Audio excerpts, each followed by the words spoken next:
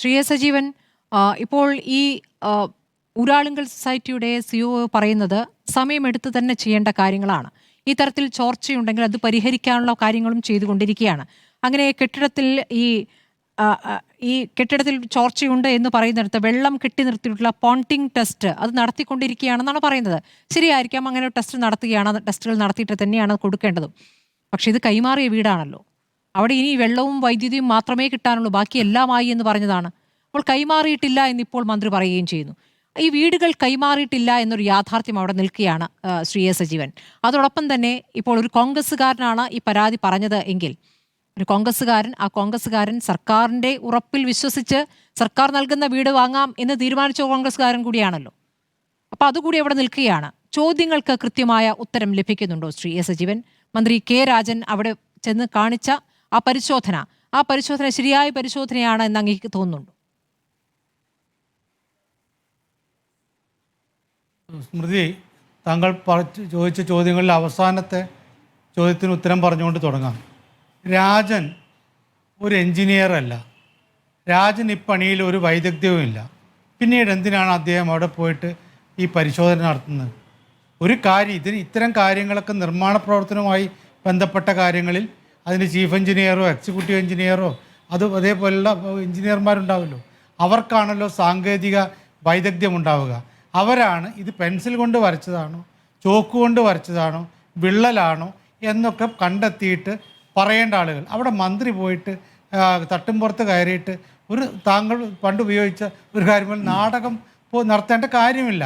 അതാണ് ഇപ്പോഴത്തെ പ്രശ്നം.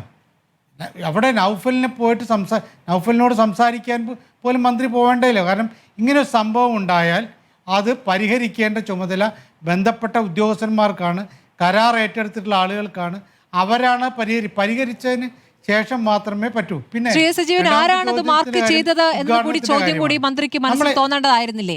ആരാണത് അവിടെ മാർക്ക് ചെയ്ത് വെച്ചിരിക്കുന്നത്? അവിടുത്തെ എഞ്ചിനീയർമാരാണ്. അവിടെ ഈ ചോർച്ചയുണ്ടായ ഭാഗത്ത് അടയാളം ഇട്ട് വെച്ചിരിക്കുന്നത് ആ എഞ്ചിനീയർമാരാണ്. അവരോട് ചോദിച്ചാൽ മതി. അവർ തന്നെ മാർക്ക് ചെയ്ത് വെച്ചത് മന്ത്രി ചെന്ന് മായ്ക്കുന്നതിന്റെ അർത്ഥം എന്താണ്? ഈ ചോർച്ച എന്ന് പറഞ്ഞാൽ താഴ്ഭാഗത്തല്ലല്ലോ ചോർച്ച, മുകളിൽ നിന്നല്ലേ ചോർച്ച ഉണ്ടാവുക. മുകളിൽ കയറി നോക്കണമായിരുന്നു. അതിനു പകരം താഴെ അത് മാർക്ക് ചെയ്ത ഭാഗം, എഞ്ചിനീയർമാർ തന്നെ മാർക്ക് ചെയ്ത ഭാഗം മായ്ച്ചു കളഞ്ഞ് എന്ത് തെളിയിക്കാനാണ് മന്ത്രി ശ്രമിച്ചതെന്നുള്ളതാണ്. അതാണ് സ്മൃതി ഞാൻ ആ വാക്ക് ഉപയോഗിച്ച് നാടകം എന്ന് പറഞ്ഞ്. രാജനോടെ പോയി ചെയ്തതിൽ നാടകം മാത്രമാണ്. കാരണം അദ്ദേഹം അവിടെ പോവേണ്ട ആളല്ല. അദ്ദേഹം നിർദ്ദേശം കൊടുക്കാം. സർക്കാരിൻ്റെ ചുമതല അല്ലെങ്കിൽ മന്ത്രിമാരുടെ ചുമതല എന്ന് പറയുന്ന ഭരണമാണ്. അവർ ഇത്തരം കാര്യങ്ങൾ ചെയ്യേണ്ട ആളുകളെ കൊണ്ട് അത് ചെയ്യിക്കുകയാണ്. അദ്ദേഹം താഴെ നിന്ന് മായ്ക്കേണ്ട കാര്യമില്ല, ചോക്ക് വര കൊണ്ട് വരച്ച ആരാണെന്ന് ചോദിക്കേണ്ട കാര്യമില്ല. അവിടെ അങ്ങനെ ചോർച്ച ഉണ്ടെങ്കിൽ കർക്കശമായിട്ട് അതങ്ങനെ ചോർച്ചയാണെങ്കിൽ വീഴ്ചയുണ്ടായിട്ടുണ്ടെങ്കിൽ അതിന് മേൽനോട്ടം വഹിക്കേണ്ട ഉദ്യോഗസ്ഥന്മാരുണ്ടല്ലോ, ആ ഉദ്യോഗസ്ഥന്മാർക്ക് നടപടിയെടുക്കുകയാണ് വേണ്ടത്. അത്തരം കാര്യങ്ങളൊന്നും ചെയ്യാതെ ഇത്തരം പോയിട്ടുള്ള കാര്യം, അതുകൊണ്ടാണ് ഞാൻ ആ വാക്ക് സാധാരണ ഇതിൽ ഇങ്ങനെ കടത്തി പറയാറില്ല. അത് നാടകമാണ്, ഒരു സംശയമില്ല. ഇതിൽ ഒരു കാര്യം എന്ന് പറയുന്നത് താങ്കൾ ഒരു ചോദ്യം ചോദിച്ചല്ലോ, ഉദ്ഘാടനത്തിൻ്റെ കാര്യം. നമ്മളെപ്പോഴും ഉദ്ഘാടനം എന്നുള്ള വാക്ക് പ്രയോഗിക്കപ്പോഴാണ് അതിൻ്റെ പരിസമാപ്തിക്ക് ശേഷം അത് പൊതുജനങ്ങൾക്ക് വിട്ടുകൊടുക്കുക അല്ലെങ്കിൽ അത് സമർപ്പിക്കുന്നൊരു ഘട്ടത്തിലാണ് അതിന് ഉദ്ഘാടനം എന്ന് പറയാം. പക്ഷേ ഇതിൻ്റെ ഉദ്ഘാടനം നടന്നിട്ടില്ലാതെ ഇപ്പം മന്ത്രിമാർ പറയുന്നുണ്ട്. അതുകൊണ്ട് കാര്യമില്ലല്ലോ. എന്തിനാണ് നിങ്ങൾ താക്കോൽ കൊടുത്തിട്ടുള്ളത്? താക്കോൽ കൊടുത്തിട്ടുള്ളത് ഈ പൂർത്തിയാക്കിയ ഭവനങ്ങളുടെ താക്കോലാണല്ലോ കൊടുക്കുന്നതെന്നാണല്ലോ പറഞ്ഞത്. അല്ലാതെ ഞങ്ങളിതാ പകുതി പണി എടുത്തിട്ട് താക്കോൽ കൊടുക്കുകയാണെന്ന് അന്ന് പറഞ്ഞിരുന്നെങ്കിൽ നമുക്കത് വിശ്വസിക്കാം, പണി ഇനിയും തീരാനുണ്ടെന്ന്. ഇത് ഉദ്ഘാടനം നടത്തിയിട്ടുണ്ടെങ്കിൽ അത് തീർച്ചയായിട്ടും അത് ഇലക്ഷൻ്റെ ഭാഗമായിട്ടുള്ള മറ്റൊരു സ്റ്റണ്ടായിരുന്നു എന്ന കാര്യത്തിൽ ഒരു സംശയമില്ല. കാരണം ഇലക്ഷൻ്റെ സമയത്ത് ഞങ്ങളിത് എത്ര വീട് ഒരു ടൗൺഷിപ്പ് ഉണ്ടാക്കിയിട്ട് കൊടുത്തിരിക്കുന്നു എന്ന് കാണിക്കുന്നു. 2024 ജൂലൈ 30 ശേഷം നമ്മൾ കേട്ടുകൊണ്ടിരുന്ന വാക്കെന്താണ്?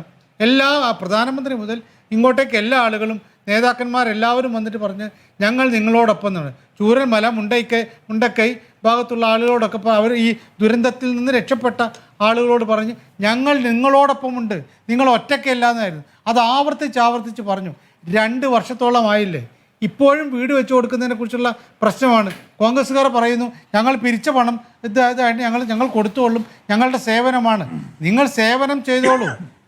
കോൺഗ്രസിനോട് മാത്രമല്ല സർക്കാരിനോട്, ഇടതുപക്ഷത്തോടു കൂടി പറയുന്നത് ഈ കാര്യങ്ങളൊക്കെ ജനങ്ങൾക്ക് 2 വർഷമായിട്ട് വീടില്ലാത്ത ആളുകൾ ഇപ്പോൾ ഒരുപക്ഷെ ഞാൻ വിചാരിക്കുന്നത് ഈ ആളുകൾ അവരുടെ ബന്ധുക്കളൊക്കെ ഉൾപ്പെടെ 400-ലധികം ആളുകളാണ് അവിടെ കൊല്ലപ്പെട്ടത് അല്ലെ മരിച്ചു വീണത്. അപ്പോൾ സ്വാഭാവികമായിട്ട് ഇപ്പോൾ അവർ ചിന്തിക്കുന്നുണ്ടാവും അവരോടൊപ്പം ഞങ്ങളും തീർന്നിരുന്നെങ്കിൽ ഈ നാടകം കണ്ട് ഞങ്ങൾ ഇരിക്കേണ്ടതില്ലല്ലോ, വീടില്ലാതെ ഇങ്ങനെ കഴിയേണ്ടതില്ലല്ലോ. സത്യത്തിൽ ടൗൺഷിപ്പുമായി ബന്ധപ്പെട്ട ചോദ്യങ്ങൾ ചോദിച്ചാൽ അത് ദുരന്തബാധിതരെ അപമാനിക്കുന്നതിന് തുല്യമാണ് എന്നതാണ് അതിൽ വന്നിരിക്കുന്ന മറുപടി. ചോദിച്ചുകൂടാ?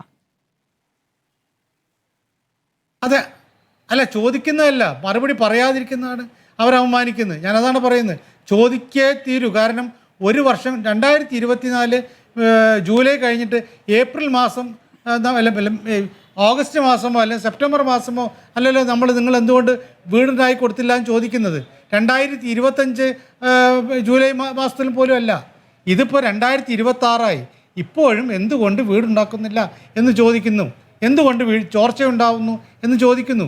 അതിനാണല്ലോ ഇത്തരം കാര്യങ്ങൾ ചെയ്യാൻ ഒരു എന്താണ് വളരെ യുദ്ധകാലാടിസ്ഥാനത്തിൽ എന്ന വാക്ക് നമ്മൾ പ്രയോഗിക്കില്ലേ, യുദ്ധകാലാടിസ്ഥാനത്തിൽ എല്ലാവരും ചേർന്ന് ഇപ്പോൾ ലീഗ് വേറെ ഉണ്ടാക്കുന്നു, കോൺഗ്രസ് വേറെ ഉണ്ടാക്കുന്നു, സർക്കാർ വേറെ ഉണ്ടാക്കുന്നു എന്നിവരൊക്കെ പറയും ഞങ്ങളുടെ ഔദാര്യം കൊണ്ട്.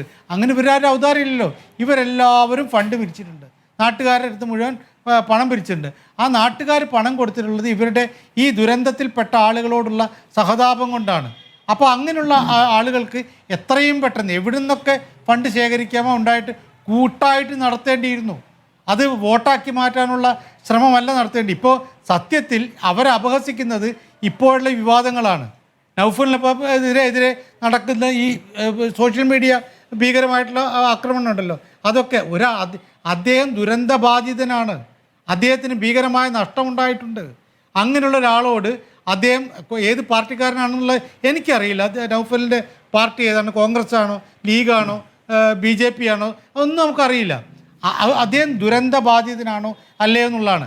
ദുരന്തബാധിതനാണ് എന്ന് ഈ സർക്കാർ ഉദ്യോഗസ്ഥന്മാർ കണ്ടെത്തിയിട്ടാണല്ലോ ഇദ്ദേഹത്തിന് വീട് കൊടുക്കാൻ തീരുമാനിക്കുന്നത്. അപ്പോൾ അങ്ങനെ ഉണ്ടാകും പോലും അത് ആ ആളുകളെ ആക്രമിക്കുക എന്ന് പറയുമ്പോൾ ഈ ചോദ്യം ചോദിക്കുന്ന, അപ്പോൾ നമ്മളൊക്കെ ഈ ചോദ്യം ചോദിക്കുന്നത് നമ്മളെ ആക്രമിക്കാം, അത് എന്നേക്കാൾ കൂടുതൽ സ്മൃതിക്ക് കിട്ടിയിട്ടുണ്ടല്ലോ.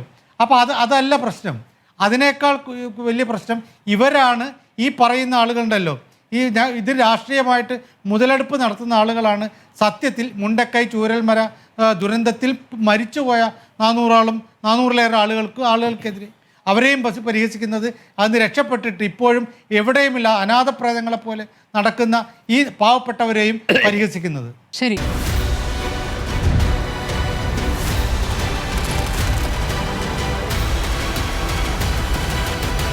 ഡിബേറ്റ് വിത്ത് സ്മൃതി പരുത്തിക്കാട്.